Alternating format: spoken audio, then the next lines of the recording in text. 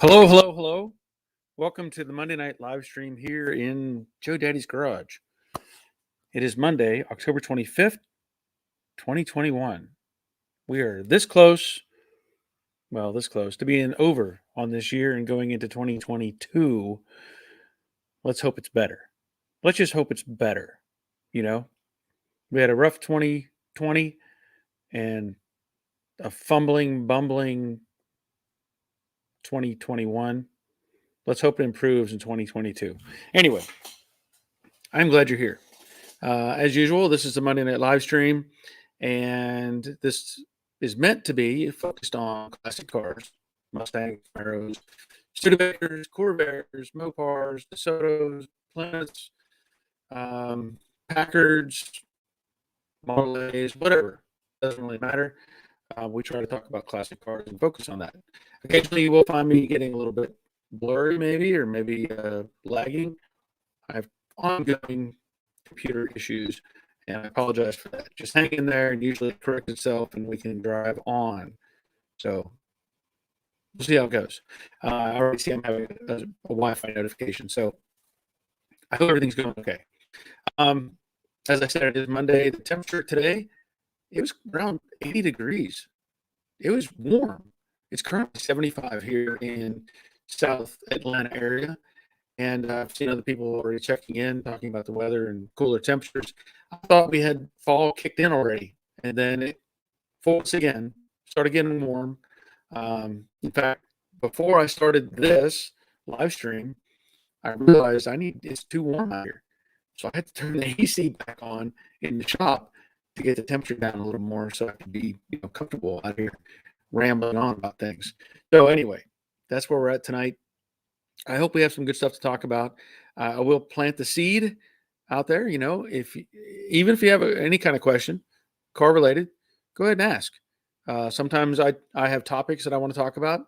Sometimes I need help, and I appreciate everybody being part of this and participating. This has been a great thing, and I continue to try to make it better and improve and make drive on, and make it a good thing. So let's see who's here tonight. Right off the bat, Terry Keithley is here. And so, Terry, since you're the first one, I'll give you a bell. We all know the bell is a little reward system we have, like Pavlov's dog. Ding, reward type of thing. We give those bells out, or I give those bells out, I should say. Nobody else does. For participation, being part of the program, asking questions, and good answers. It's important to have good answers. So, and we get a lot of those. A great, let me see, I always point the wrong way because I'm looking at it backwards on my screen. So, over there. We always have a great group of people participating in this. So let's see who else is here. Jerry checking in from the Money Pit in Middle Tennessee. Glad you're here. Crash Lighter, Southern Indiana. Good evening to everyone. I second hitting the thumbs up button for Joe Daddy. Yes. Yeah. Terry had mentioned that earlier. Thank you, Crash Lighter. Troy. Good evening, Barry and Barriettes from Coastal, Georgia. I'm sure it was warm there today, too. Clark Clifford is present. Good. Wally checking in from the Great White North, 68 Mustang Restoration. Good evening, everyone. Hope all is well. I haven't looked at any of your videos recently. I apologize, but I know you have painted things, and I hope things. I know you talked about it in one of the videos. I did comment on it, but I haven't followed up with any of those. So I hope there's more out there. If you haven't seen it, check out Wally's channel 68 Mustang Restoration. Do it. Not now. Do it later. Bob Shoemaker, good evening all from Oklahoma. Glad you're here. Ed Cucharella, hello from Southern California. Glad you're here, Ed. David, Outdoor 74, hello from Syracuse, New York. Richard Byrne, hello from Florida. David Outdoors, hello, Barry. Hello. And it's freezing. He says it's freezing up in Syracuse. You can keep that. I don't want that. Hit the like button. Yes. Bob Knoll. I'm late, but I'm here in Detroit. Glad you're here, Bob. Boogie Bum. Hello from Nashville. Give Barry a thumbs up. Yes, please. Dawn checking in from soggy and windy Portland. That sounds like the norm, right? And you're here on time. I mean, really, good job. I hope Betsy is going well. I hope you're making strides in getting her back together. Doyle, I think I saw a grill in Jade. Was I mistaken? Hi, all. It's not in officially yet. It's not in officially. It was kind of put in. I've been experimenting with it. More on that to come, but yeah, it's it's it's going to go in. I will say that. um, I haven't gotten a lot done on. I just a couple little things really that need to be done on Jade to be done with it. But I think I've mentioned before I was putting in the radio and trying to solve some problems with that. One of the problems was the antenna. Now, I've talked about this before, and you all have probably seen the video where I blocked off the antenna hole. I just don't like the antenna sticking out of the car. It just doesn't look quite right. Now, I do like it on, like the old Impalas and uh, Galaxy, different cars like that, the longer bodies, where they would have. I like to see two antennas coming off the top of the quarter panels at an angle. I thought that just always looked cool. There's two little, they're not little, but like, telescoping antennas coming out at an angle on the old long body cars. I just think they look cool. Anyway, I don't like it on the front fender. So what I did is I ordered kind of a hidden antenna, and it finally showed up today. It was supposed to show up Friday, but it didn't, and I was unable to finish the radio process or project. So look, here it is. This is the antenna. I'm going to open this up. I just pulled this out of the main package from Amazon. And I could probably post a link to this later. But basically, why did I put a piece of tape there? Okay. Oh, it's two bags. It's a bag within a bag. Great. Why? Nobody knows. But basically, the way this works, and I have not tried this particular one yet. I have tried other variations of antenna, but supposedly what this is, what you're supposed to do is stick this to the underside of your windshield. That's what you're supposed to do. There's not much there. I mean, it would be probably pretty invisible if I went down low on the windshield and, stuck it down at the bottom. And then, of course, it has the lead coming out for the antenna. I don't know that I'm going to be able to do that. At this point, I have the dash all assembled. And I think it would be kind of hard to get this wire somehow around and under the dash pad. So anyway, the plan, at least in my mind, is to stick this to the underside of the cowl under the dash, hidden away, and of course plug it into the standard outlet for the radio. Now, I did do some experimenting without any kind of antenna, and it was picking up some stations on its own, just with this nothing. So I think anything's going to help improve that. And I'm not too worried, honestly, about picking up a variety of stations because anymore, honestly, I am fed up with radio. I really am. I'm really tired of it. I've mentioned before that I tend to pass over like the commercials. You get commercials every few minutes. They play a song and then a bunch of commercials. Now, certain times of the day, it's pretty good. Other times of the day, it's just terrible. And anymore, I don't even listen to the radio. I just quit. I do listen to songs. I have, as I've mentioned before, this little speaker deal that I have. I use this all the time in the shop now. I'm so glad that this company sent me this thing. But I go to iHeartRadio. I punch up 96 Rock, an old Atlanta station that's long gone, and listen to them. But I'm still going to have the antenna feature working on the car. And again, it'll be stuck to the underside of the cowl, out of sight, out of mind, right? So anyway, that's the plan. Let me see who else is checked in. Gaming Havoc, can I send you my 66 Mustang? Well, you could send it to me, but I'm probably just going to keep it. Just saying.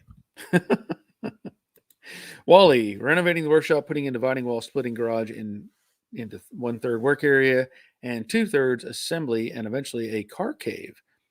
Okay, that sounds cool. Troy is talking to Dawn. All right. Dawn says he found more rust. Betsy has wheelhouse and quarter panel patches now. Not surprised, Dawn. Not surprised. So All right. So Don's talking to Troy. Richard, your last video talked about what to do next. With used car prices at all-time high, which suggests you kick out the Mazda 3 and Honda Civic to take advantage of the used car prices. You're exactly right. And we're going to talk about that some too. But that is where my goal right now is to get those two cars together and sold. Cash in when you can, and you're exactly right. Anyway, yeah, that's and I'm going to talk about something involved with the Mazda in just a minute. But yeah, thank you for that, Richard. Great call. Troy, I tried one of those antennas and it didn't work. Better luck to you. Okay. I'm, I don't know. I haven't tried this one. I tried other ones where it's like the little rod. There's another version I found which has like two ears on it, kind of like a old TV antenna type thing. But this one, if it gets me any radio stations at all, I'll be good with it. Richard, I used one of those hidden antennas on my 65 Mustang, and I just stuck it to the underside of the cowl as you suggested, and it works fine. So there we go, Troy. We have two different results from this. I hope it works. Maybe there was something wrong with the one you got. I don't know. Sometimes it's hit and miss with a lot of this stuff. Jerry, I'm building the second paint booth. I have the lights mounted and wiring is almost finished. Next step is to frame and wrap. I have finalized the exhaust fabrication. Cool. Very cool. That's good to hear. That is good to hear. Nick is checking in. Glad you got that piece in, Nick. If everybody remembers, Nick was asking for part of the cowl or core support for his project, and I had pieces left over from Jade, and I cut out what he needed and sent it to him, and he's got it welded in. I saw a picture of it posted on Facebook. So, little bell for Nick getting that in place. Robert Adams checking in. Evening all. We are both watching in Ohio. So now it's not you going back to your other not Infernal Craftsman? Or am I thinking wrong here? You're throwing me off. Maybe I'm thinking the wrong person? Because I'm used to seeing the Infernal Craftsman, so maybe I'm wrong. But I'm glad you're here and both watching. Today I kind of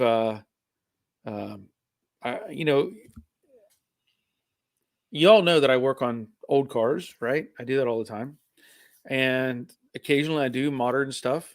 I do brake jobs or tune-ups or, some repair work that needs to be done. And, I haven't done a video like that in a while. The reality is those are my best videos as far as people watching them. My Mustang videos or Camaro videos, they're all kind of tapered down. But they, they don't get their same results. I have a video about replacing lug nuts. That's like my number one video, or lug nut studs. That's like my number one video on the whole channel. Other ones are doing body work, like I did tips and tricks type of thing on that whatever SUV that I repaired the fender. Those are all my big hit things. And I've had people tell me you need to keep making stuff like that, and I do. But for the most part, I've been focused on getting this done. And I've also I've been doing that other stuff, but just haven't filmed it. I've said before, and my mind doesn't think the right way on this aspect, but they always like, I look at it as like, well, I've already done this before. Why would I do it again if I've already done it? And people have said it doesn't matter. People haven't seen what you've done before, and it may bring in new people who haven't, are looking for stuff. So even though I've done, those kind of videos, I'm going to start making more of those. Today I did a brake job on an 08 Silverado, and I also changed the oil, which I didn't film changing the oil, but I filmed changing out the brake pads. Again, people are they want to see that stuff. So I'm going to start doing that. Now, we were mentioning earlier about the Mazda and the thing going on with that. And I'm going to show you something that I bought in just a minute. Let me see who else is here. Dawn, Betsy has a Caddy Eldorado electric antenna. I'm with you on the radio. Antenna spends Most of the time down and hidden. Yeah. Yep. Greg, checking in from Australia. Glad you're here. Robert, YouTube app on the phone is pure garbage. Fighting me to change accounts. Yeah. One of the problems I've had with the YouTube app on my phone is prior to the last upgrade or whatever, I could actually respond to people on the comments. I could look at more information. Now I can't. So if I get a comment, I'm like, well, what? This doesn't help me at all. I can't respond to these people until I get home and get on my computer at home. I don't know why they did that. It's really bothersome. But yeah, I'm not with you on that very much. Jerry, I'm with you on the YouTube app on the phone. I gave up. Yeah. Clark, re-upload old stuff. I probably should. I haven't really, I've always just left my videos on YouTube. I just left them on there. And maybe I should go back and delete something from 5 years ago, just delete it and re-upload it, same kind of thing, just make it a fresh new thing. I don't know. But some of my older stuff has, getting a lot of views on like brake jobs and stuff like that. Serpentine belts are a good one. I need to do that on my wife's van. So I'm going to do another serpentine belt video. So yeah. Robert, people rarely go back and watch older content unless it's specific and they find it in a search. That is true. But remarkably enough, like I said, that changing the web map thing, people have watched that, I think, hundreds of thousands of times. The body repair panels and stuff, people watch those. So maybe I'm not doing it right as far as that goes, and I need to just pull it out and start over. Dave checking in. That's our first Dave. It's been our only Dave for a while. We've had I don't know what happened. We had David and Cheryl on here all the time. I haven't heard from them in a while. I hope everything is okay. I know she was. I think she was in the hospital for something. I'm not sure what their status is. Usually they leave a comment. They may watch it later and leave a comment, but I hope everything is okay with them. Brandon Reisinger, good evening, Barry. Just hit a milestone on my 60 coupe. Thanks to your instruction, I just tackled and finished my cow replacement yesterday and saved a lot of money. Thanks for all you do. Well, you're welcome, Brandon. I'm glad you were able to make that happen. Clark, just dropped a whole new playlist in one shot. Well, I guess I could. One of the problems I ran into just recently is a lot of my older stuff is on my wife's computer, and it just took a dump. And I haven't pulled those videos off of that. So somehow I'm going to have to figure out how to get that thing working again and salvage all those videos. There's a lot on there. And I just recently bought I don't know what it is. It's a block terabyte, like 2 terabytes of data can be stored in this block thing. And I pulled so much off my computer and shoved into that little storage unit just to keep it together. Jerry, I installed the E-Pass on my Stang and it is working great. I finally got the Grant steering wheel and horn button to work. Good. That's a good thing. Nick, what's E-Pass? That is the electric power assist steering. I think that's the correct terms, but it's E-Pass. It's one of those where you get you can buy a kit. You basically cut off your steering column, install this electric power device underneath your dash, and it does away with your power steering. So you don't have to have a pump and all that stuff. It's electric support. I think they started off, like people would take them out of old Saturns and stuff and just add them to their classic car. Now there's kits out there. So I have not really looked into them myself, but it sounds like they're working. Good things. Willie Goodman, good evening all. Glad you're here, Willie. Dave Conville, there's a sudden shortage of Daves. We're probably stuck in a ship offshore. Let's go, Brandon. Yes. Let's go, Brandon. Cool Store 187. Hi, all can't watch but can listen. Stay safe from New Zealand. I'm hoping things improve over there. It sounds like you've developed a dictator for a leader. I was reading some stuff online. It was like, I won't be going to New Zealand anytime soon. Gene checking in. Gene, thank you for being here. And thank you for the Patreon support. I'm glad you signed up for that. Stickers in the mail. Robert, I have 5 terabytes drive plugged into my router so I can access files from my computer. There you go. Good plan. Clark, name of the new project, Brandon. I thought about that. I really did. I thought about just labeling the new project, Let's Go Brandon or Brandon, whatever. I have thought about that. That would be funny. Jack W is checking in. Glad you're here, Jack. Okay. So I was talking earlier about the Mazda 3, that my son's car. And it had two check engine codes on it, P2009 and P2177. 177 is lean off of idle, and a 209, that's a little more complicated, but basically it involves a couple of relays that control airflow within the intake manifold itself. And it's a vacuum type of thing. It had a problem before, and I had changed out the relays, and then I guess they failed or whatever. So I put in 2 new relays, and they are now back together. That they're functioning. So the 009 code went away, but the 177 has remained. And I've tried to throw a couple parts at it. I changed the O2 sensor, changed the spark plugs. I did pull the fuel injection, pull the injectors out, looked them over. Everything was clean. There was no obstructions. Nothing was blocking it. And so I was like really, really kind of frustrated. So I decided, what can I do to verify, a leak of some sort?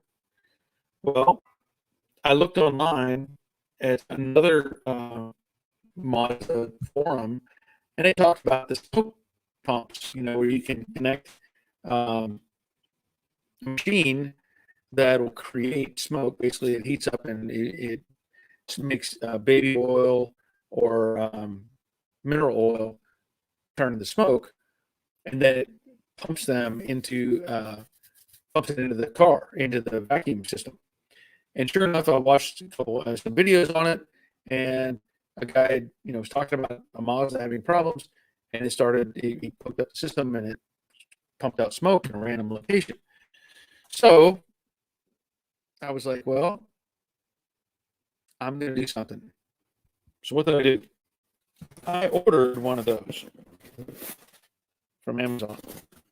Now, I really don't know. This is they're a variety of. Excuse me a second. They have a variety of these things on Amazon, and the price ranges were all over the place. As far as what you could order. This one, smoke leak detector. It's not the biggest thing, but what I liked about it is it has some gauges on it. Okay. So it'll actually show you the pressure going in, and I think it shows you if it drops pressure.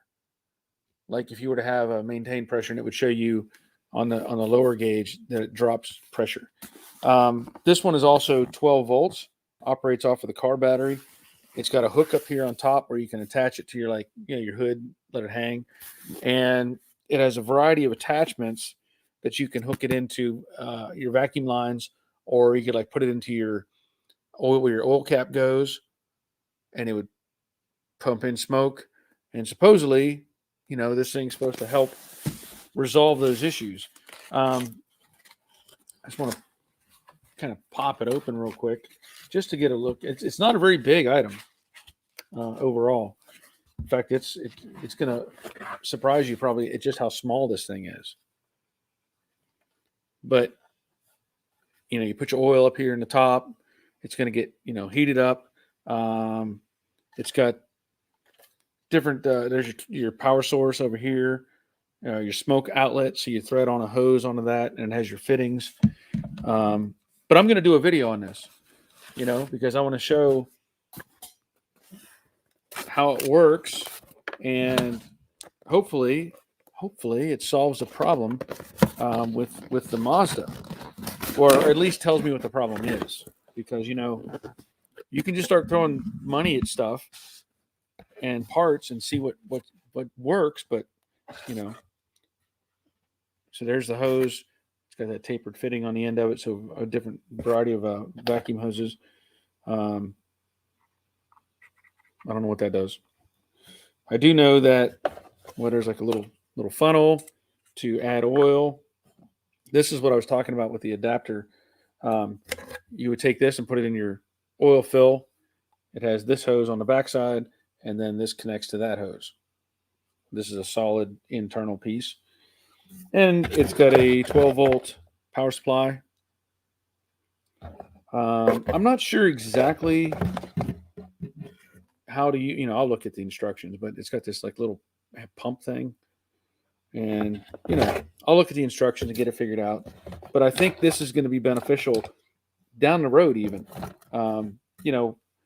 There's always something going on. And, if it pays for itself, fine. Like I said, the pricing was all over the place. This one was like $200. Just saying.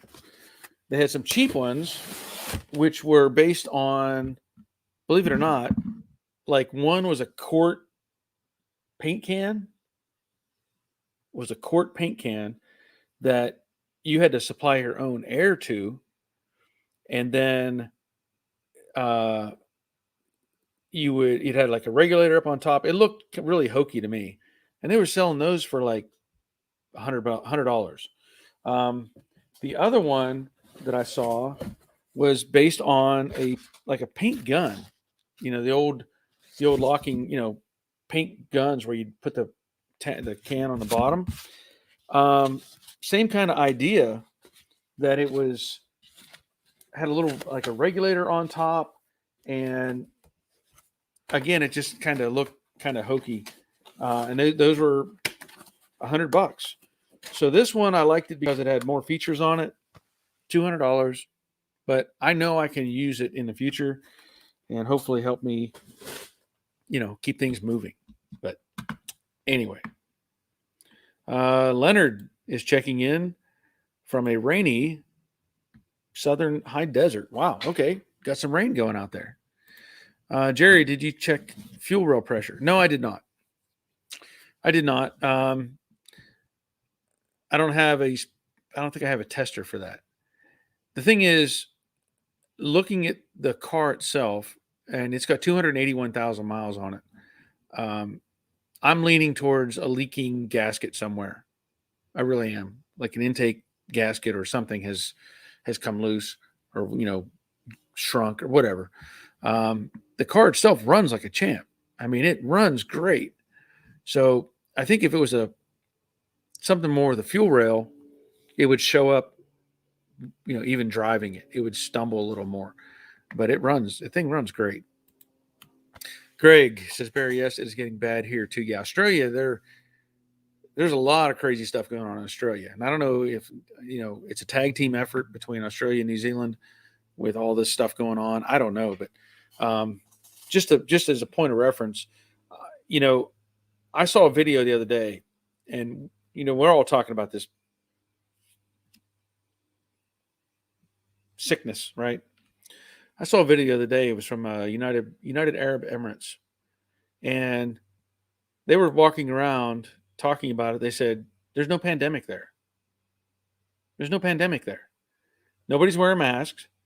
Nobody's getting shots. Nobody's doing anything. They're walking around in normal everyday life like this is nothing. Wonder why? They said the only countries that are really affected by this are like the United States, Great Britain, Australia, and it's bizarre. There are a lot of other countries that are like, this is an everyday thing. We're good with it. Just let it go. kind of thing. Anyway, I know in Australia and New Zealand are really getting cracked down on, and it's pretty scary stuff.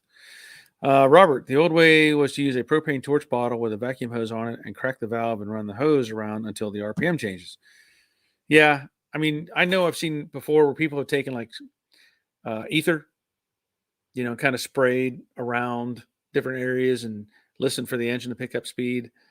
But the problem, with any of these modern cars where everything's so tight, it could be down at the bottom and you can't spray there. You can't, just really tricky to get stuff working like that. So I'm going to give this thing a shot. Ricky Lynn, hello Barry, just piped in real quick to catch some of your show. Can't stay long. Well, I'm glad you were here, or glad you are here, or glad you checked in. Clark, does that smoke tester hook up to shop air? This one does not. This one has its own internal pump, which I like because, my shop pressure is 150 pounds. So I'd have to regulate it down to get it to where it didn't blow things apart. And I just wanted to do it by its, have it on its own to where it just pumped itself and I didn't have to worry about having shop air on there. Clark, I saw a DI where the guy built that for $30 out of PVC and copper coil. Yeah. I think that the one I was talking about, like the paint can, like a literal quart paint can, that sounds like what they did. And I get that. I do. But I also am kind of like, well, they complained about it getting, it was dangerously hot. Like there was no way to regulate the heat, however they were doing it. After a couple minutes, it would like get so hot that it couldn't even function anymore, or stuff like that. And I'm just not that motivated. Honestly, I want to have something I can just go, okay, this thing is in a box. Click, click, click, plug, plug, plug, watch it go. And hopefully everything goes smooth. Hopefully. But we'll find out. Crash Rider, the Smoke Machine will make a great video with a wide viewer audience. I hope so. That's part of the plan. I did a video. I didn't edit it yet. But I have a video I'm working on for that Mazda. Because like tomorrow, I'm going to release the video on that truck that I did the brake job on. So that'll be coming out. It's only about 10 or 12 minutes long. It'll be a good video for people to watch and learn things. I have another video where I changed out those relays on the Mazda. And hopefully people can watch that and learn some things. But I thought I would do a follow-up with the smoke check thing.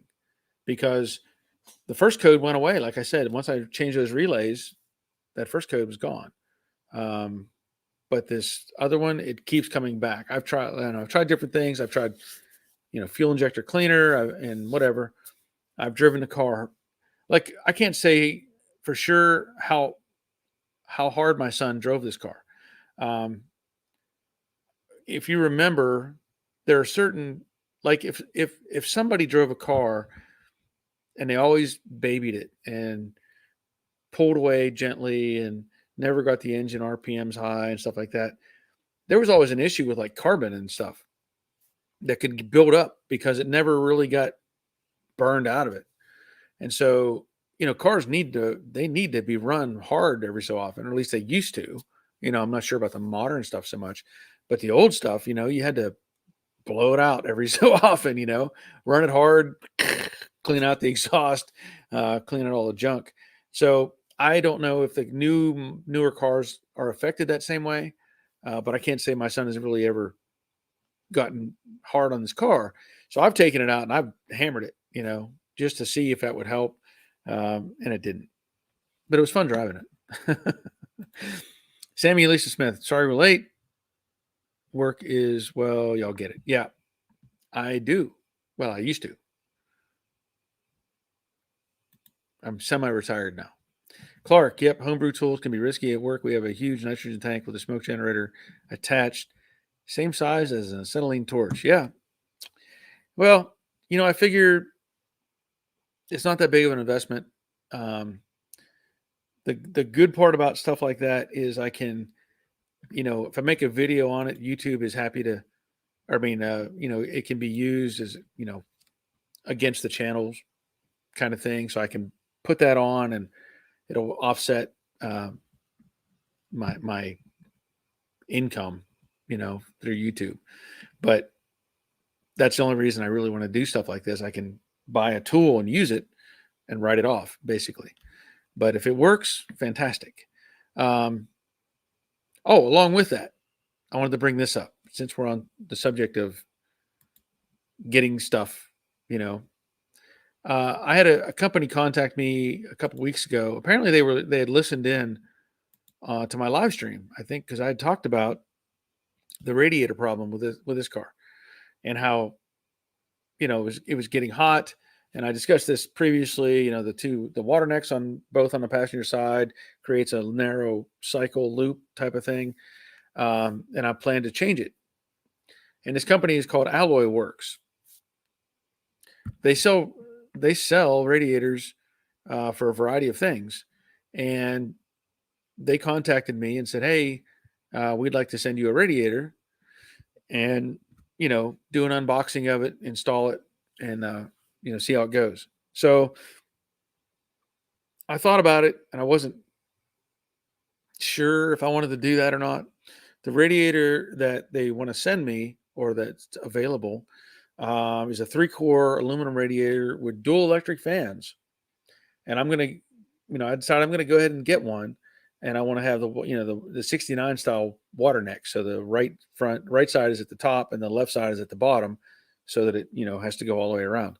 So anyway, they said they would like to send me a radiator. And I thought, okay. I sent them a question back though, because they wanted me to advertise for them basically.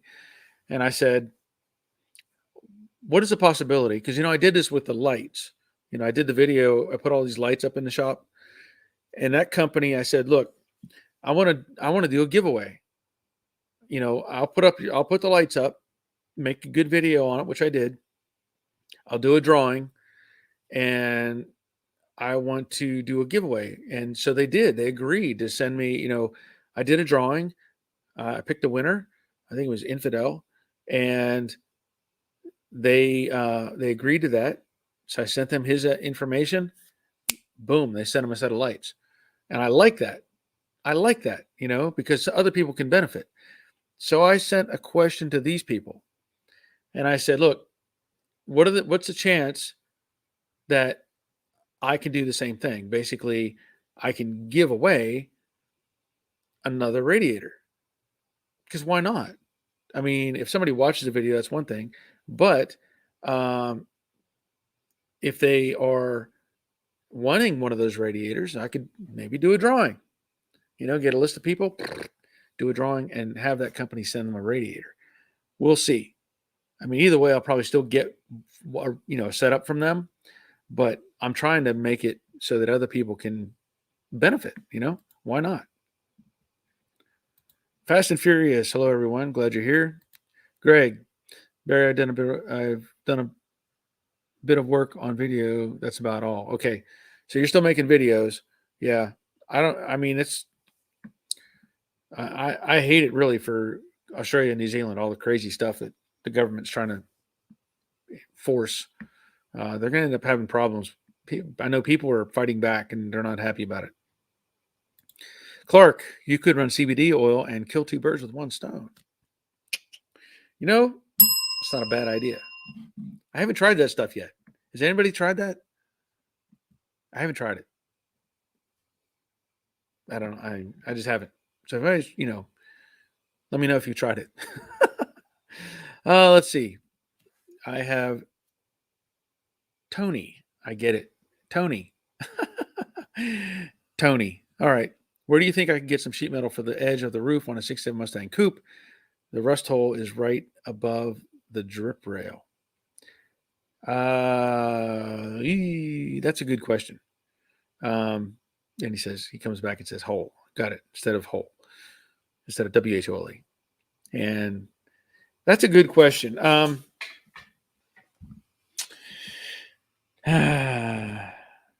You might end up just having to make a piece. I don't know how big the damage is. How big the rust area is. I really can't say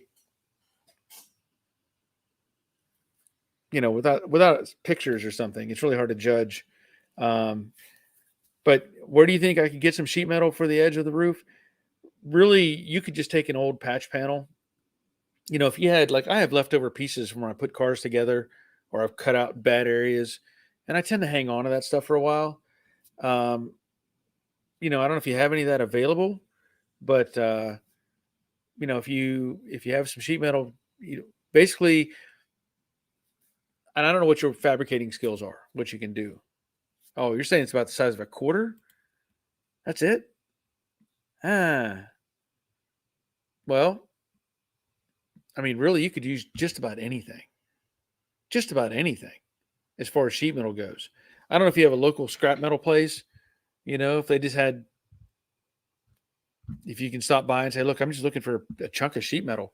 I mean, honestly, you could take an old cover for an air conditioner, you know, and just kind of shape it up. Now, the other choice is you could go to like Lowe's or something if you don't have access to any kind of sheet metal like that. I've bought sheet metal panels from them before. They're 16 gauge, a little bit thick, but it'll weld nice.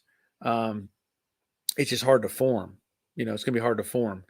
But I typically just salvage old sheet metal when I need something like that, cut it and shape it and do what I need to it. Um,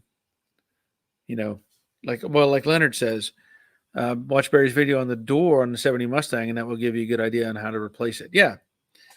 I've done that. I've done videos on that before, and I was going to actually suggest some of those where I've repaired the doors and stuff, where I've done transitions to where, because of the complex shape, I work on one plane at a time. In other words, if it has multiple forms to it, I figure out wherever the crease is, that's kind of my separation point.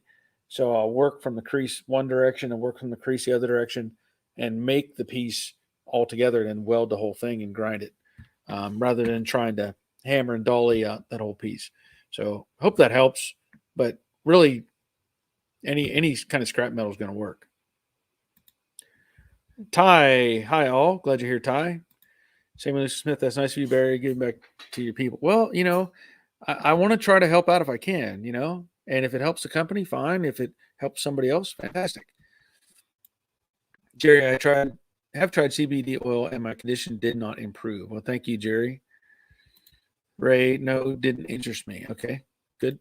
Ed, for your information, after adding dual Spall fans and vintage air, I had to go to a larger output alternator, ordered one today. That's a good point. That's a good point, Ed. I may have to look at that. We'll find out. All right, so Tony, about size of a quarter. Ray, if you have an old hood or trunk lid or old door, cut a patch panel from that. Yeah, exactly. Any kind of old scrap metal piece. And like I said, I picked up stuff from, we have a metal recycler here right in town, not the junkyard or anything like that. It's just scrap metal. And I've gone there many times and just picked up something that, hey, I could use that, and give a couple bucks for it. Worked great. Leonard, watch bears, yeah, on the 70 Mustang. Okay, Jerry, Money Pit, Metal Superstore has all gauges of sheet metal and will cut the size. So that's a good answer too, if you have a metal superstore in your area. Rick Stevenson, glad you're here. Jack, Home Depot has 18 gauge and 20 gauge sheet metal pieces. So there you go. I knew they had 16, but I didn't really think about it. I don't know the other thicknesses. So that's a good, easy way to get some sheet metal. They charge you more for it, but honestly, if you just need a small piece and they charge you $10 or $15, you know what? So it is. You got it. You got what you need.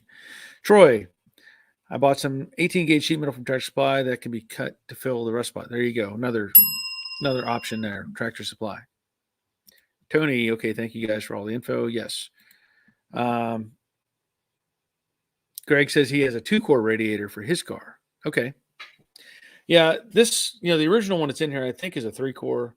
But again, because of the water neck location, it creates that short loop and stuff just stays heated up. So I'm hoping to hear back from that company. Obviously they're, overseas. So I get email responses from them at like 2 a.m. So it takes a few days for me to coordinate the conversation. and get a response back from them. But anyway, that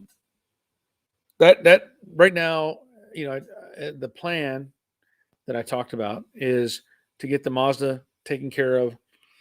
I'm going to continue to do a few little odds and ends on this car to get it put together and finished up. But I'm going to roll that Honda in here. That's going to be my next project.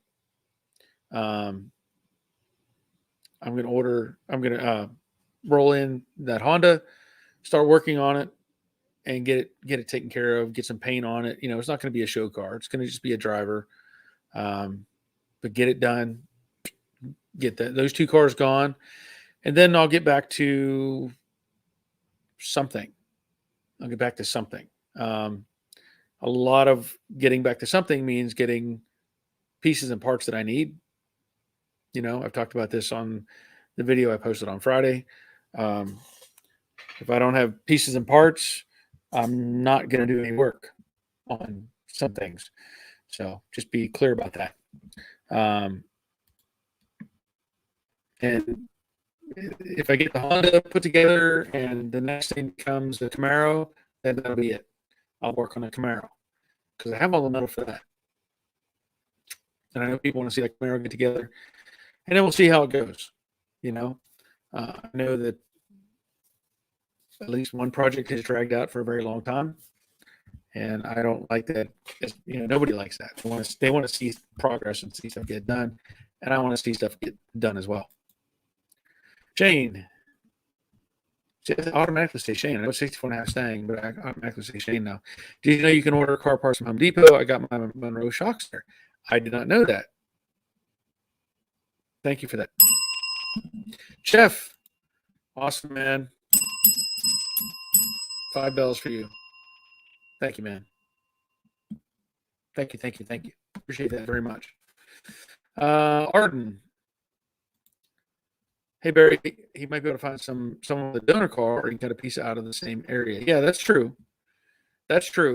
I don't know where he's at, and it depends on where. The hole's the size of a quarter, so I don't know. It's not very much, but yeah, if he had somebody had a scrap piece, they could sell him.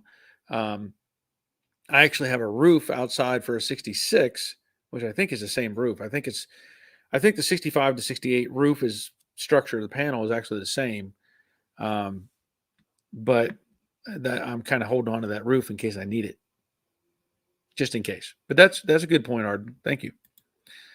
Bob, when you thermal check the radiator, you had hot and cold spots. Was possible tubes plugged up and no flow to cool? Yeah, that is possible too.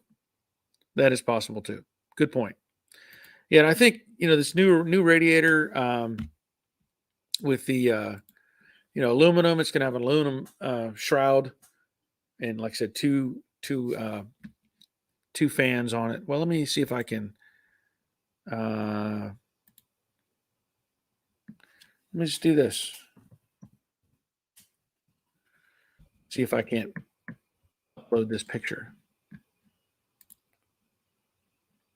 and then you can all see what I'm talking about.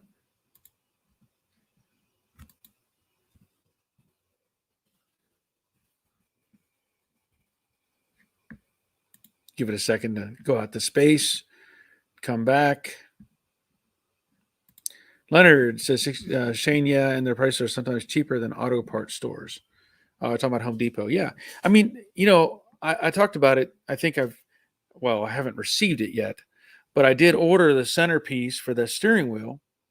I got the sticker that goes on the centerpiece, but I haven't gotten the actual horn button. And that was from Holly. Ordered that from Holly, and I don't know what the holdup is on that. Okay, so here's the radiator that I'm talking about. Let me get Leonard's comment down. This is the radiator that I'm talking about, right there.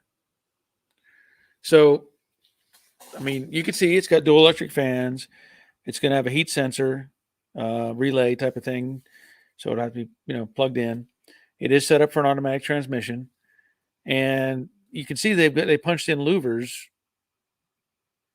above and below the two fan units. The only reason I was really hesitant on this one was because of the overall top piece. it's obviously very square, um, and that may not matter, but just for cosmetical reasons. Thank you, Andrew. Cosmetical reasons, I'd like it to be angled or something, just a little bit more transitioned rather than just a squared off piece.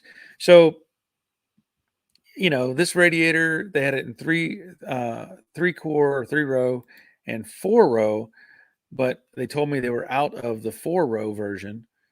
So I decided well, I'll go with a 3 row and see what happens. Um, just so you know, and we can see these radiators go for way crazy prices all over the place. This one on their website sells for $279 as you see it. That's complete.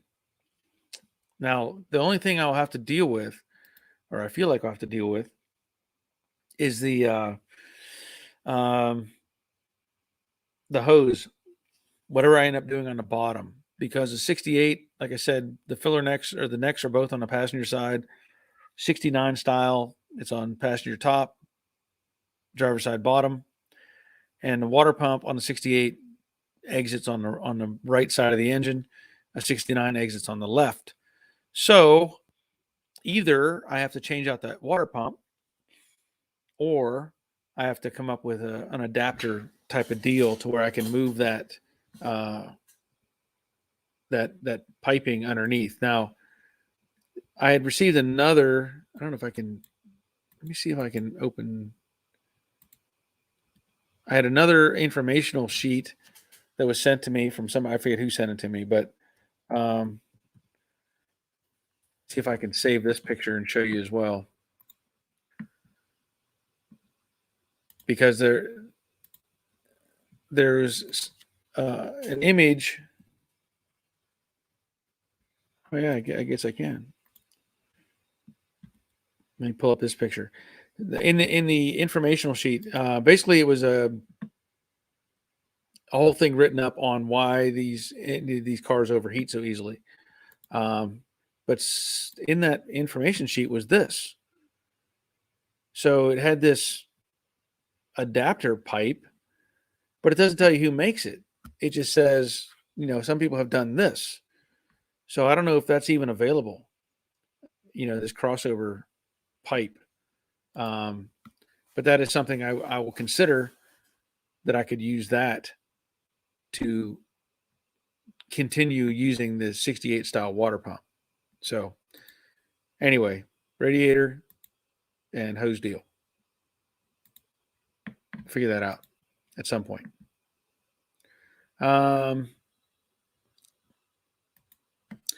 Ed's asking for a BP update. Well, I don't know if I really have an update specifically on that. I've had a couple conversations on it. I've had some verbal commitments on it. And that's kind of where it stands right now, with the verbal commitments. If those verbal commitments are fulfilled, then it's probably just a go ahead on the progress, and continue to work on the car. But there's going to be some changes in how I approach it. And I'm not going to go into all that right here, but there's a good chance I'm going to finish the car, or at least what I plan to do on it.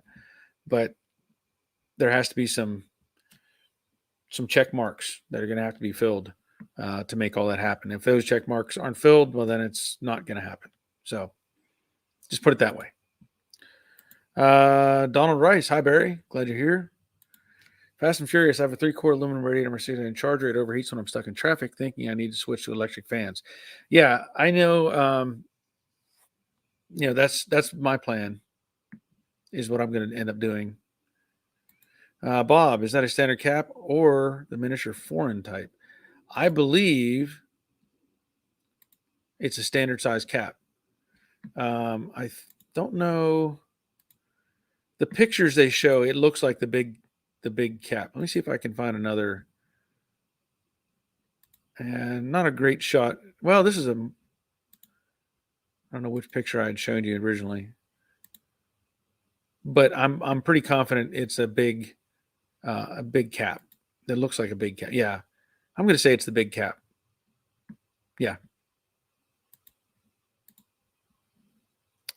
Ray, is that a Mustang? Is that a Mustang radiator? Yes. This, according to their website, this will fit a 67 to 70 Mustang, Fairlane, Ranchero. Um, you know, and I did do some measuring. So this particular radiator, to give you some specs on it, the width on it, overall size 25 and a half inches wide by 21 and 5/8 inches tall. That's exactly the size of the radiator that's currently in the 68 right now. It says it's T5057 aircraft grade aluminum. Surface finish is, raw. Includes CNC machine filler neck and cap. Upper inlet 1.5 inches, lower inlet 1.75 inches. Transmission oil filler or oil cooler fitting type is 1/8-27 NPT. Internal transmission cooler, yes, includes OEM style brass petcock drain. So the dimensions seem to match what I have. It also says this radiator is designed for either a 390, 428, or 429 engine. Doesn't say you can't, put it into a car with a small block. So I'm going to put it in the car with a small block. Troy, did you say the brand name is? It's Alloy Works, is the company. Alloy Works. So we'll see how that goes. But that's I'm going to give them a shot. If it works, well, then I don't have to buy a radiator, right? Brendan, afternoon, Barry. Lunch break at work. Had my first official drive in my 1950 Ford Prefect over the weekend. A year of hard work, slowly paying off. Okay, good. Can't believe it's been a year already that you've had the Prefect. Elliot, I have a 67 fastback with a big block, 427 that I purchased last year. The question I wanted to ask, what would you recommend for suspension, front and rear? I want to go pro touring if I can, but I don't want to break the bank. That is a very tough question. I know the suspension that's in the convertible Brooklyn Pony wasn't cheap, and I don't know if I wouldn't recommend that necessarily just because of the price. I know there are other companies out there, but I don't have an exact name to point at. There's all kinds of Fat Man Fabrications. There's variety of companies out there. So I can't point to one and say this would be your best choice, best bang for the buck. So really, I mean, we can get opinions on here if anybody has any. I can't just say this is the best one. I really can't. Robert, that radiator would also fit 65, 66 with the radiator support hole made bigger. Might look at that one for my 66. Okay. Well, they tell me that, I think they actually sell these through Amazon. They tell me, if I do the video, they'll give me a discount code and stuff like that. We'll see what happens. Richard, are you going to make videos on the Honda? I would watch videos on the Mazda and Honda. I'm trying to fix up a 65 Mustang, but I like watching car repair video regardless of vehicles. I learn stuff. Yes. Yeah, that is a plan. I will do repair videos on the Mazda and the Honda. And the Honda is going to be a front end rebuild. It's hit on the right front. So core support, radiator. I'm going to replace both headlights. The bumper is good. The frame rail is good. All the plastic and junk, all the stuff that makes up the car, all that's going to be cut out and replaced. Or, the right front fender, hood, bumper cover, all that stuff will be get redone. So it'll be, again, it's going to be a driver. I'm not doing it like a restoration type of thing. So I may just panel paint the hood and the fender and the bumper cover. I'm not going to worry about blending it into the door and re-clearing it and trying to make it all, it's going to be a driver for somebody. So it'll get fixed up. Leonard says thumbs up. Brendan, yes. Robert, check out CPP for their suspension kits. I plan to use their front kit. So there's a recommendation from Robert. CPP. Arthur Woodward, hey guys, hope I'm not late. You're only about an hour late, but that's okay.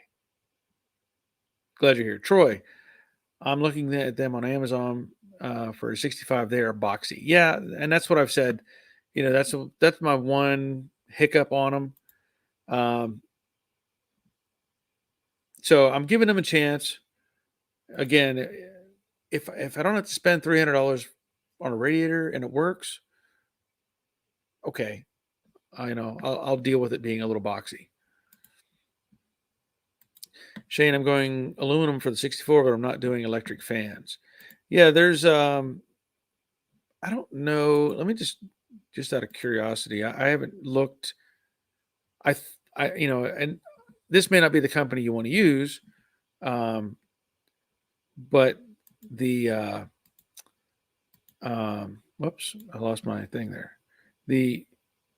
They're showing them with electric fans, but I don't know if they sell them independent. Like just without the fans on them. So let me just look real quick. I'm on their website. Yeah, it's not showing them without the electric fans. So maybe that's the only way they come. Her scrambler had a 390 that always ran hot until I rebuilt the motor. Cylinder wall taper. I guess that's a possibility. That's a possibility. I mean, I don't know if you measured things before you started. Was it tapered? But yeah, I could see that creating more friction, causing a problem. Arthur, I wanted to make me a driver from a 66 coupe, and I use a Ford Taurus as a drivetrain, the one with a V8. Oh, like the SOHC? You know what they called it? SHOC or something? I don't know what it was. I mean, you could.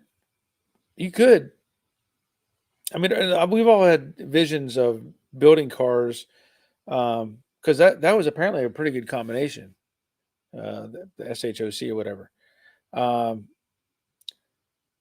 But it's nice to have a modern or SHO. Ed's saying SHO. Okay, what was the SHOC? Wasn't there another version? SHOC? I thought there was something with a C on the end of it. But there's something. Let's put it this way. If you have a classic like this, turnkey, carbureted engine, clank, clank, clank, clank, clank, pump the gas, all those sort of things. Give it a little bit to warm up, so you can drive it. But there's always just something so nice about getting in a modern style of drivetrain car, hit the key, and go. Something nice about it. I wouldn't mind, doing something along those lines. As a driver car, that'd be fantastic. Jerry, I'm doing a 3-quart aluminum radiator, but using a factory fan due to space and machined a new spacer to give the clearance. Okay. Yep, I get that. Okay, so they're both SHO. Okay. Elliot, if you have a location where everyone could share pictures of project cars, that would be a cool thing. I have 6 projects that I got last year when I got separated. I guess this is my therapy. I haven't really thought about that very much. That's not a bad idea. I guess I could do. I guess probably I have a Facebook page, Joe Daddy's Facebook page, and I know not everybody's on Facebook, but I could create an album and let people post their cars on there, as what they're working on. So that's not a bad idea. The other thought I have is I mean, I don't want to get overrun with stuff and make it crazy complicated. Uh, I do have a website that's not working right now, a joedaddysgarage.com website, not working at the moment, but it may be a possibility I can figure out something there. Anyway, the alternative is you could do a video and send it to me, and then I could do a viewers project video, which I like to do. I get people to they film their cars, what they're doing on them. You could do a whole walk around of all your projects and send it to me, and then I could edit it and put it on the channel. I have a whole category of viewers projects, and I think it's fun to share stuff like that on YouTube. People get to see what you're working on, and not only does it show what you're doing, but it also encourages other people that, hey, I can do this stuff too. So anyway, Arthur, yes, like my Lisa. I don't know what you're saying, Arthur. Bob, SHOs I thought were Yamaha V6 motors. It could be. I don't know. Terry, Barry, what are your thoughts on Eastwood's TIG welders? I don't have a thought on them. Haven't tried them, so I can't say one way or the other. I know typically Eastwood puts out good stuff, but I really don't have an opinion. So if anybody has any thoughts on the Eastwood TIG welder, share it with Terry, please. Marshall, howdy folks. I have a 4-row Champion radiator running mechanical fan on a 400 horse 347 and seems to cool well. It's boxy like alloys. It doesn't look great, but it cools and affordable. So there you go. There's a kind of endorsement for the alloy style one. Arthur, yes, Bob, they had that one, but also, but the V8 was the stuff. Okay. So tell me, was there an SHOC? Why is my mind telling me there was something SHOC? Am I wrong? Is this one of those Mandela effect things where only I remember this happening? Somebody can look that up. I feel like there was an SHOC of some sort. Rick Stevenson, they also built a V8 SHO in the later years just before going out of production. So there we go. I don't what would the SH, I don't even know what that stood for. SHO, super high output or something? I don't know what that means. I don't know what that means. I think you're thinking about double overhead cam. Maybe. I don't know.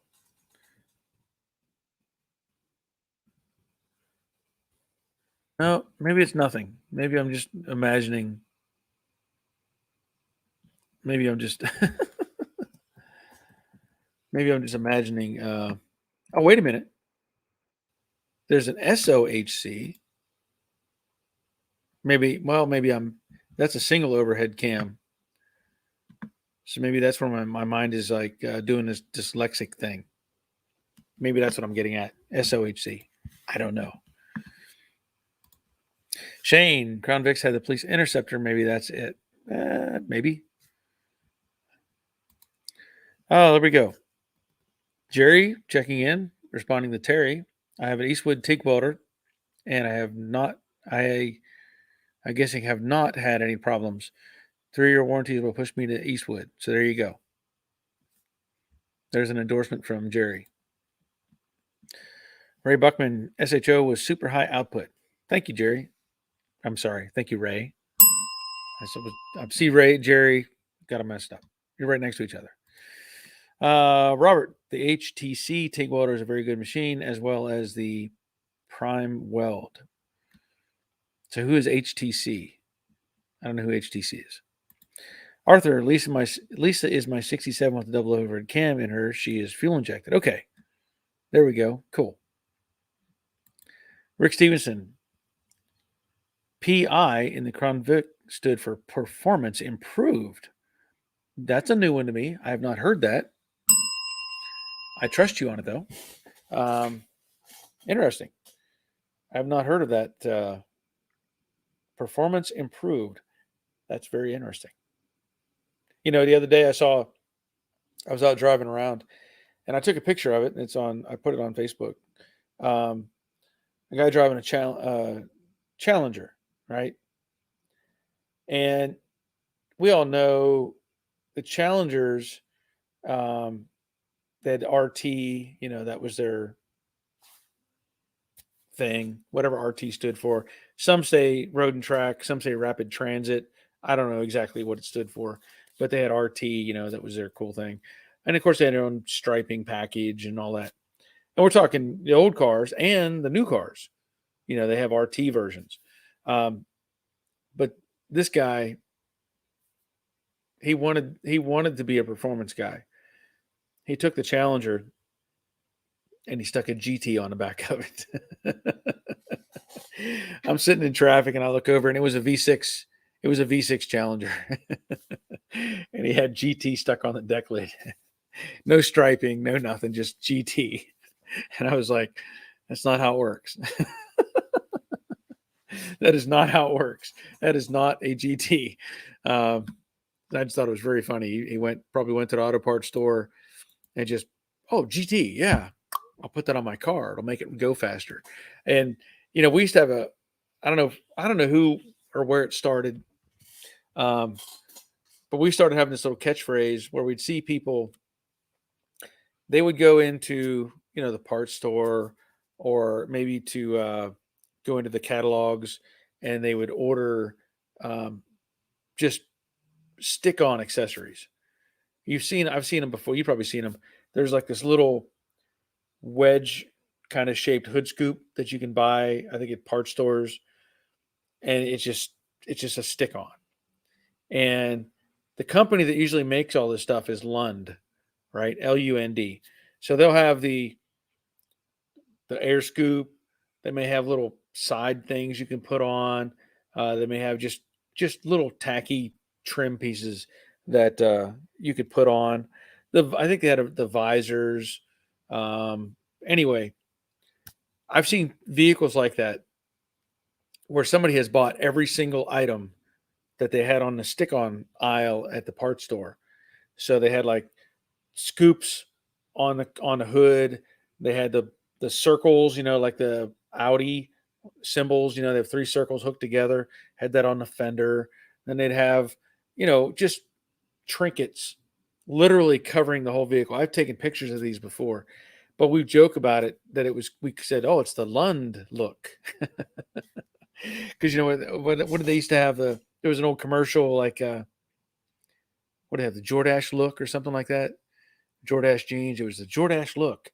And we started we have these vehicles with all this junk stuck to it, and we say, oh, it's the Lund look. It was always funny to see that stuff. It's a stick-on hood. Not only is it going, not any faster, but it's also creating drag. Pretty funny stuff. Ray, according to Ford, the SHOC was the 427. Yes, thank you. Bob Shoemaker, 88 SHO V8 Taurus. Got it. Okay, so you're saying you got one, or we're talking about the possibilities? Doyle, you can start a Facebook group and control content, improve members for project posts. I have joined a 69 olds. That's how I got my door post looking for and members respond.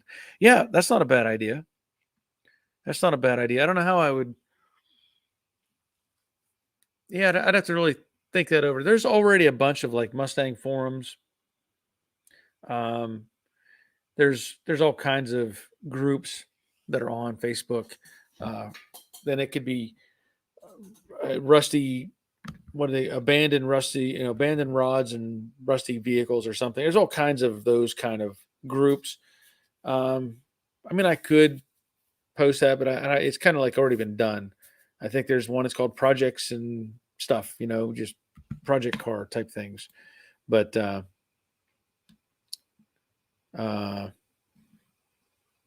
anyway.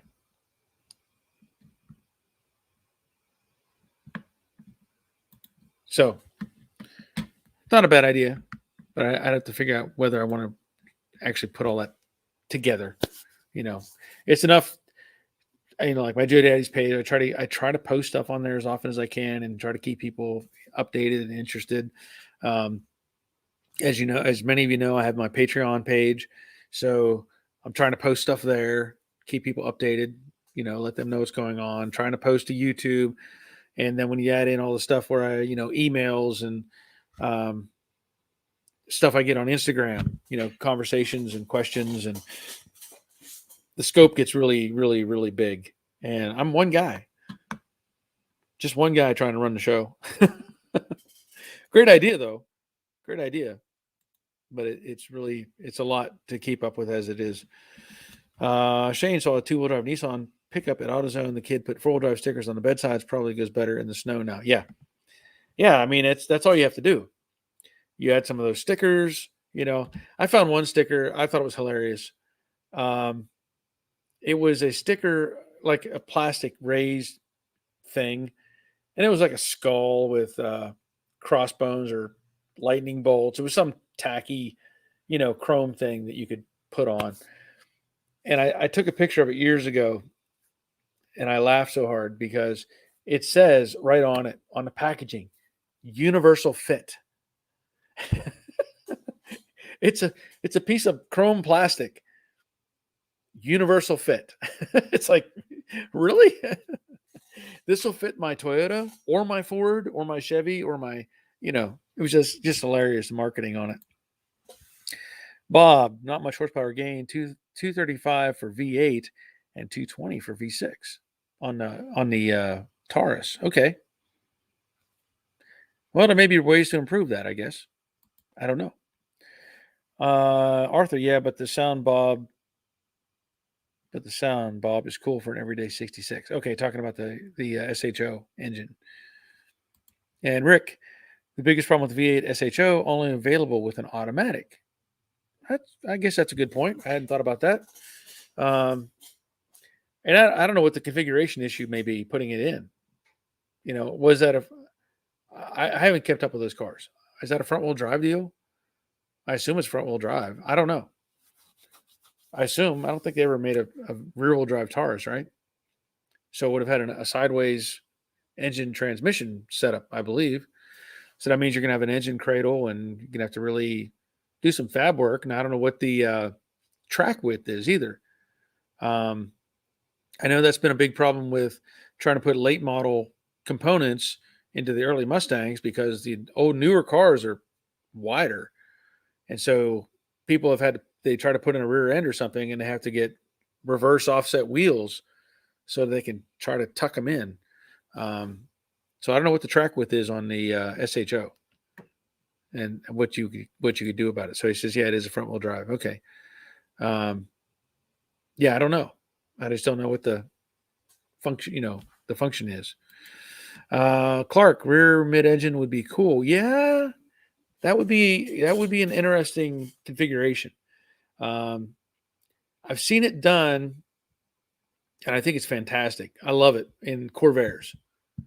If you've never seen one done in a Corvair, it's pretty amazing when somebody puts a V8 in the back seat of a Corvair. And apparently, when you do that, your CG becomes I think it becomes really close to neutral. From my understanding, it makes him a tremendous kind of race-worthy car at that point. If I'm correct, if I remember correctly. Okay, Ray's saying front-wheel drive to the SHO. Arthur, set the body right down on it and use the floor pan from the SHO. Okay.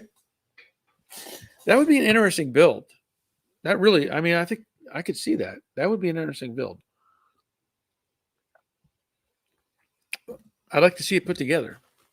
I know that would turn some heads when you pop the hood on it too. People just kind of like, what? What is that? I would like to take one. What do they have? These new, what do they call them? I don't know. Maybe I'm not using the right word. Ecotechs or something. The little, like the V6 turbo engines they have out now. Those have gained a lot of popularity because it's a lot of horsepower for a small package. I forget what the name is. I want to say Ecotech, but I don't think that's right. But I thought about, hey, why not get one of those and put into one of these? Might be an interesting build. EcoBoost. There you go. I was close. Thank you, Clark. You know, it crossed my mind at least once. I've got the other 68, right? The red Dave car. You know, maybe that would be an interesting build. Put that car together with an EcoBoost under the hood. Could be interesting. And I think I've mentioned already that I did pick up the 67 body that I've been talking about doing the fastback conversion on. I picked up the body. I picked up all the parts. I shared that last week. Um, I'm pretty sure I shared some of those. Maybe I didn't. I thought I shared some pictures on here. But I picked up the car, a trailer and a half worth of pieces and parts on, I think it was Monday, and then I think Tuesday we went back and picked up the rest of the car. And I did post on my Patreon page a walk around video of the car, so people knew what the condition is and some of the stuff I'm going to have to deal with. I will point this out: the car came with a Shelby kit, the Shelby hood, which is what you see. That's what's standing up over there right now. The Shelby hood, the Shelby nose, the Shelby deck lid, and the quarter extensions, and I think both of the scoop things, right? I don't. Somebody has already. Let me back that up a step. Somebody has already sent me an email asking me what I'm going to be, how much I'm going to want for this car when I sell it, right? So I probably need to communicate a little more on this. Personally, I don't plan to use the Shelby hood, the nose, the trunk lid, the extensions, the scoops. I don't plan to do that on this car.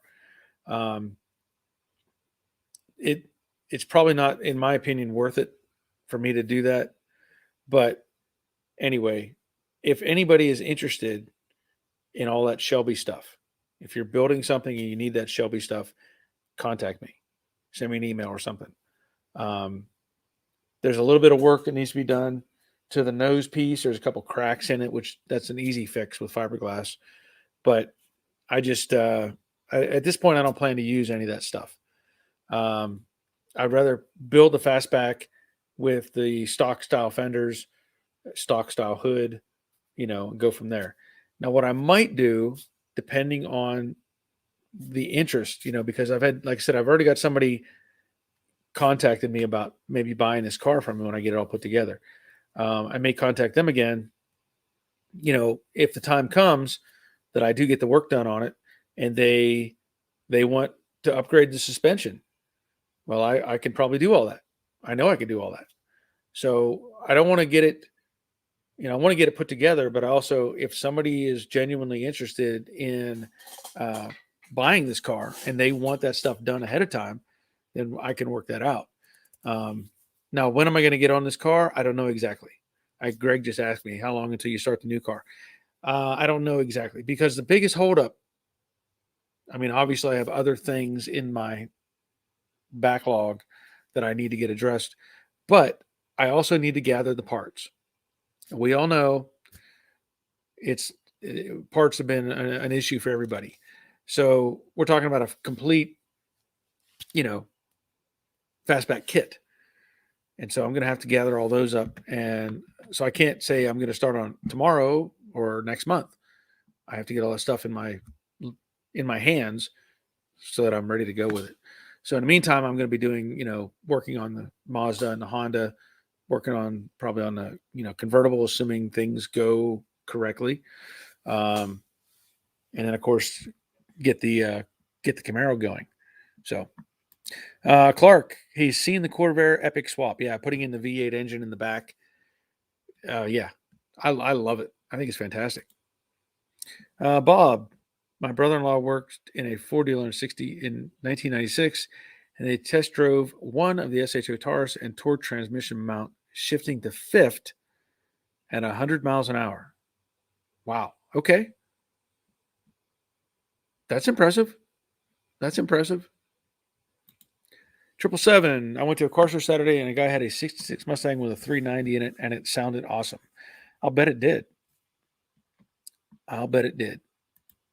Clark, yeah. EcoBoost. Greg, how long? Okay. Mason's checking in, talking to Greg's workshop. Ed, no coffee tonight? You haven't been paying attention? It's right here.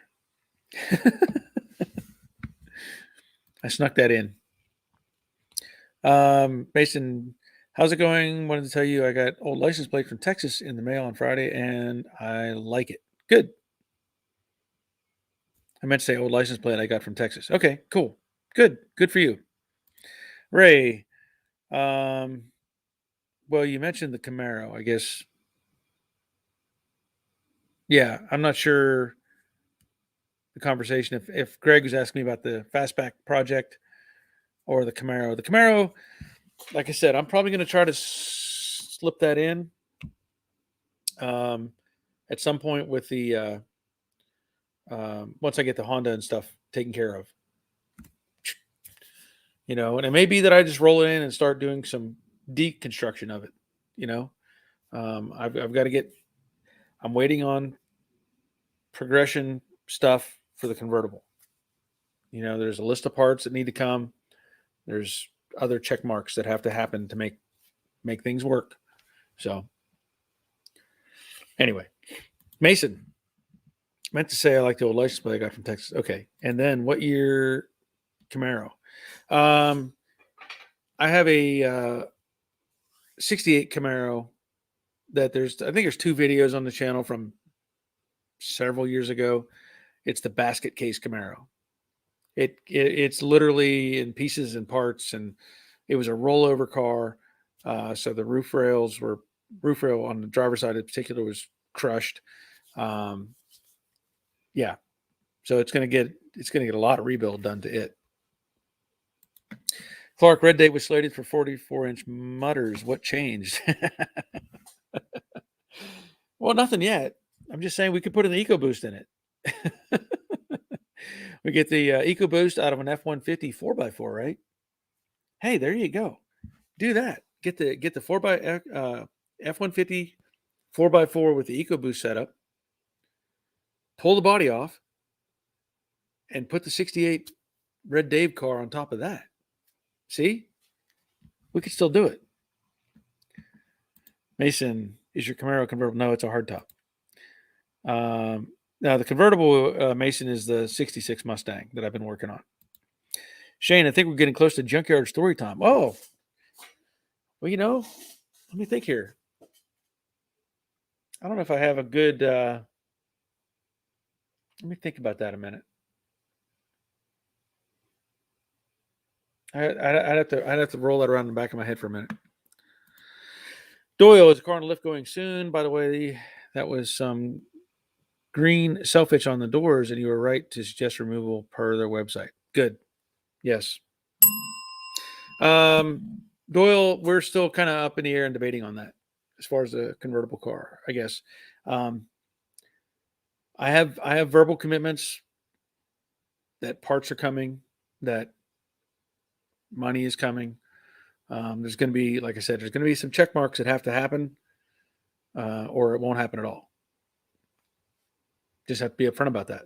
So that's where I'm at this point. Yeah, Shane's asking for a junkyard story. Let me think here a second.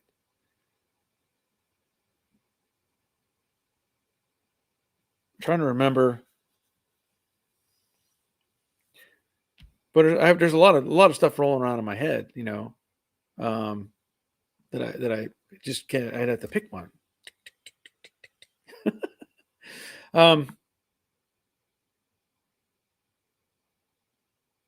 Yeah. Okay. All right. I'm going to do a junkyard story. I may have done this one before. I don't know for sure. I've talked about this. My dad had a 69 Mach 1, and I've always wanted that car. It was Acapulco blue, the stripes on the side, the correct wheel. It only had 16,000 original miles on it when he sold the car in 1984 485. 16,000 original miles. So the original tires on that car, but it was Acapulco blue, had a black interior, red stripe in the seat, wood grain dash, 4-speed, 351 Windsor. Anyway, so the as time went on, and my dad had that car, and I wanted to build it or drive it. It was long story, but the car's gone. Just put it that way.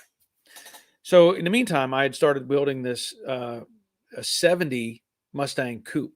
This was actually the first car that I was rebuilding. Like, it was a wreck car, and it had damage on the right front. Suspension was ripped out of it.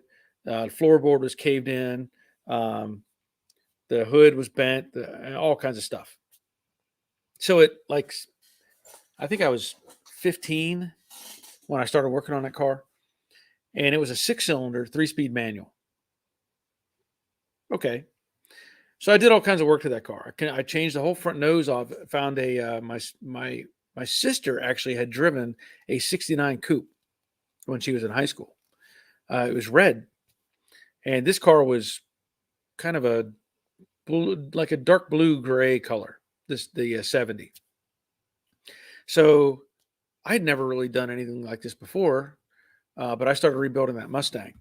So I took the car and I rebuilt the suspension.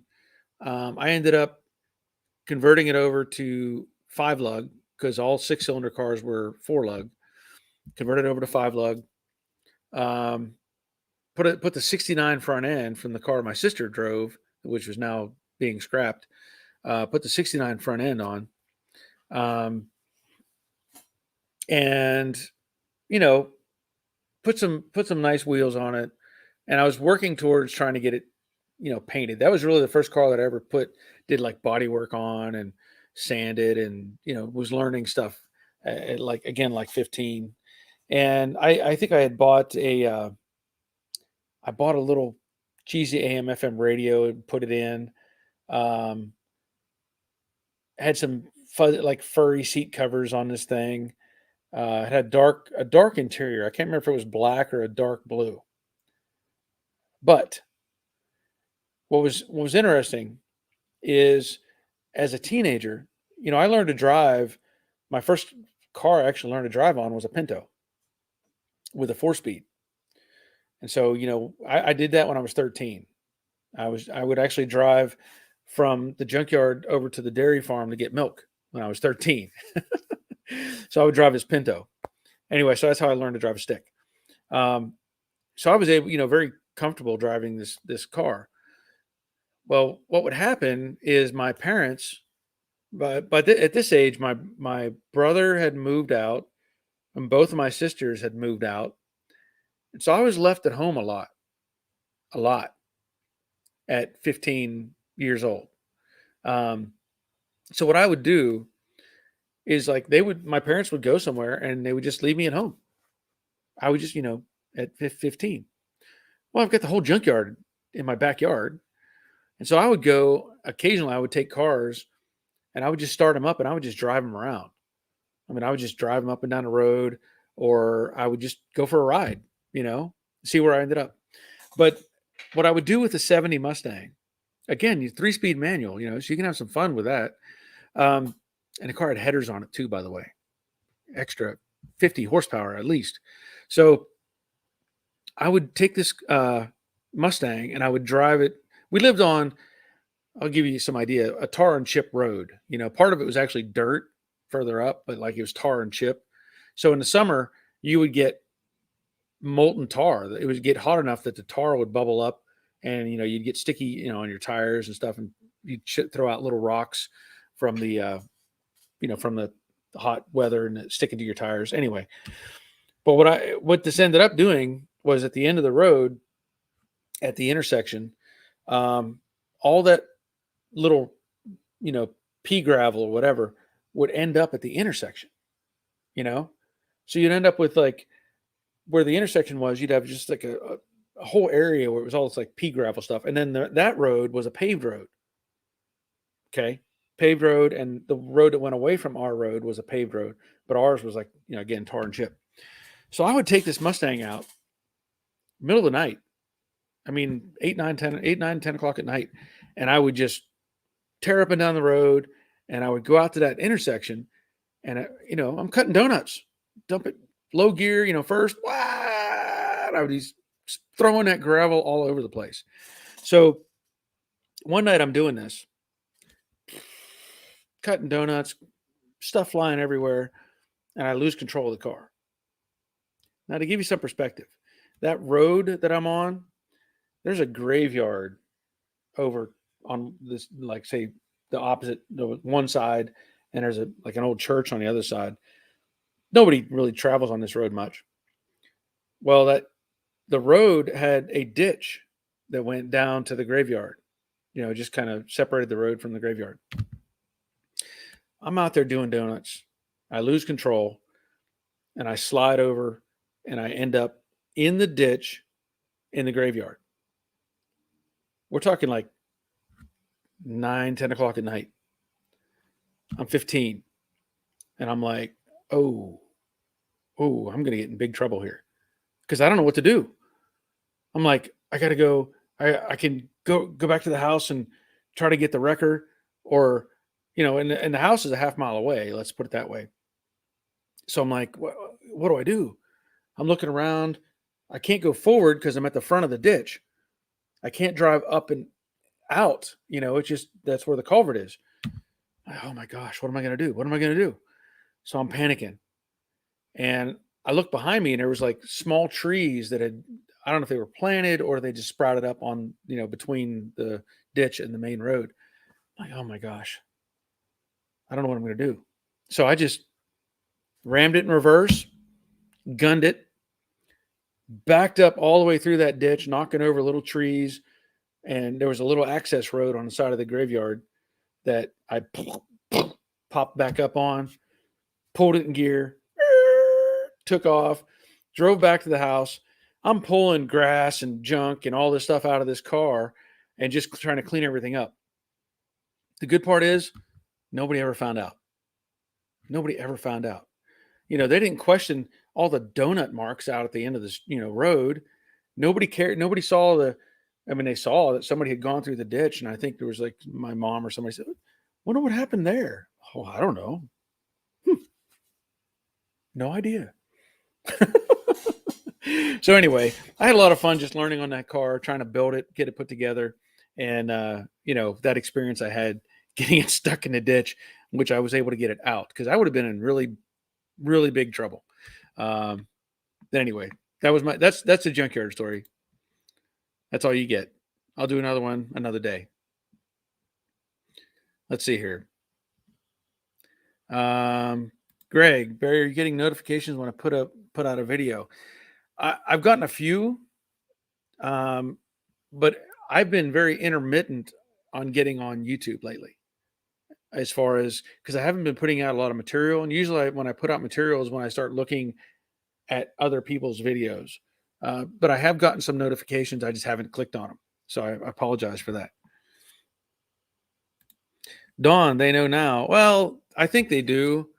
Over time, I have shared some stories with my parents.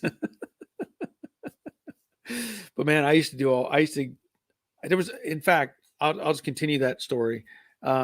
Across the road from our house was a farmer's field, like a hay field.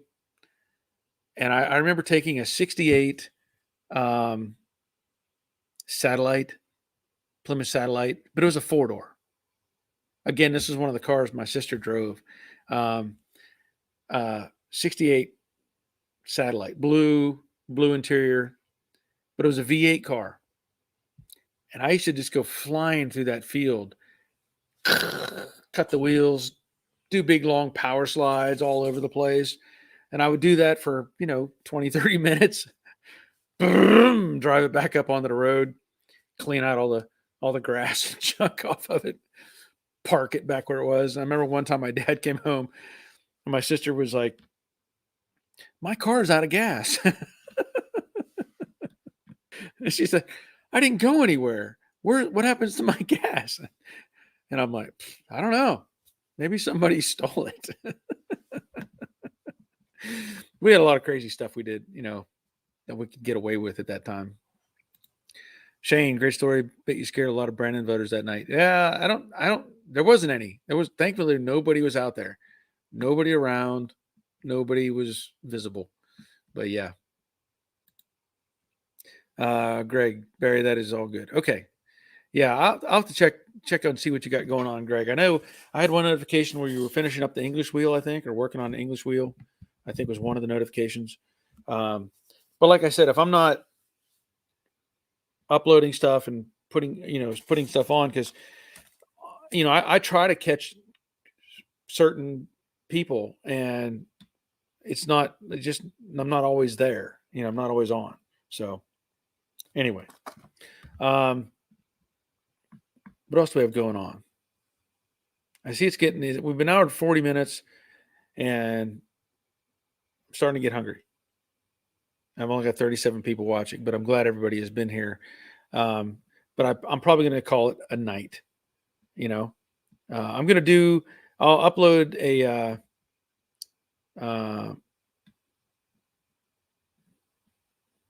oh, I get it. Sorry, Shane. I get it now.